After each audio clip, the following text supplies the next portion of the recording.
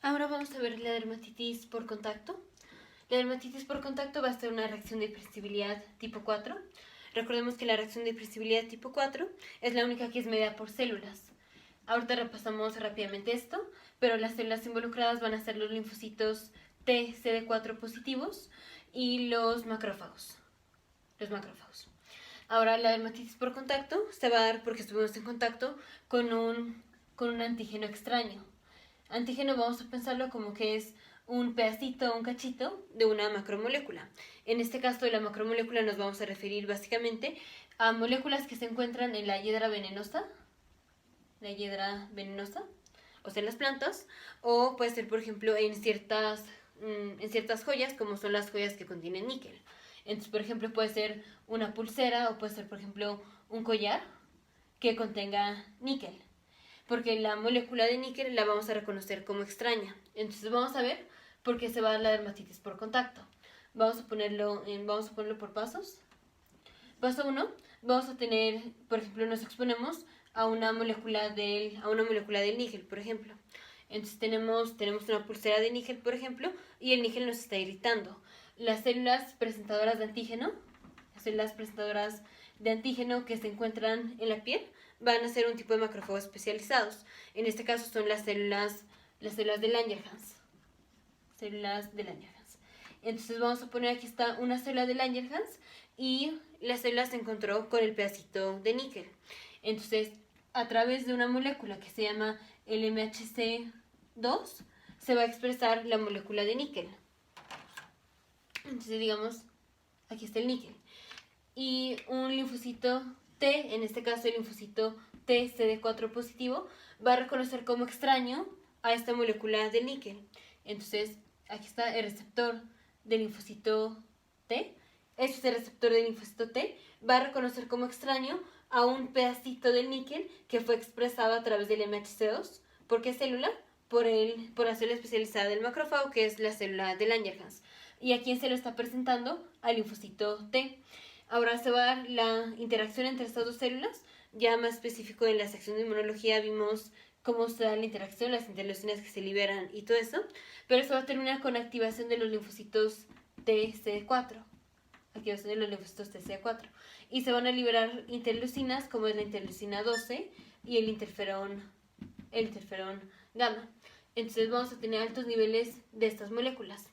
Ahora, ¿cómo se va a ver clínicamente el paciente? El paciente se va a ver con una dermatitis. O sea, pensémoslo como un rash, como vesículas súper chiquitas. Muy importante la distribución, en donde estuvo el paciente en contacto ya sea con el níquel o con la hiedra venenosa. Entonces, clásicamente, si es que el paciente estuvo en contacto con la hiedra venenosa, se van a ver como rayas digamos que aquí está el brazo de la persona y aquí está la mano.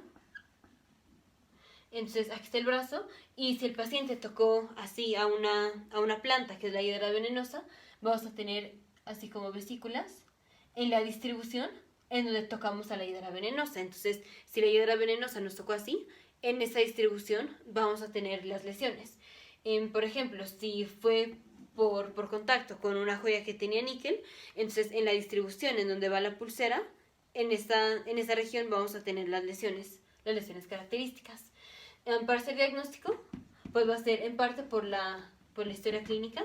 O sea, si el paciente nos dice, por ejemplo, que estuvo en un bosque y que estuvo en contacto con muchas plantas, pues vamos a pensar que fue la hiedra venenosa. Si vemos que la paciente tiene joyas de níquel, pues vamos a pensar que es por el níquel y pues obviamente por la distribución.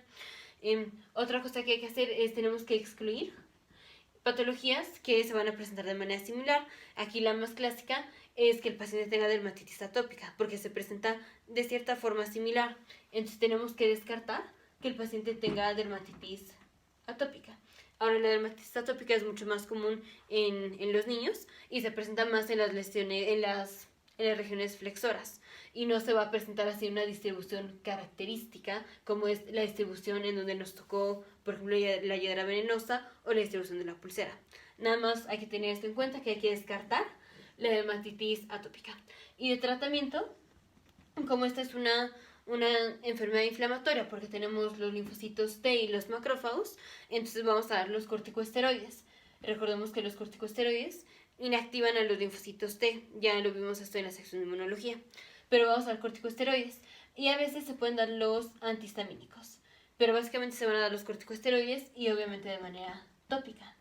Entonces la dermatitis por contacto literal va a ser pues inflamación, vesículas que vamos a tener en la piel en respuesta a que estuvimos en contacto con un alergeno. Clásicamente es la hidra venenosa o una pulsera o un collar que contenga níquel. Y esto va a terminar en la activación de los linfocitos TS4 y vamos a tener interleucina 12 e interferón gamma.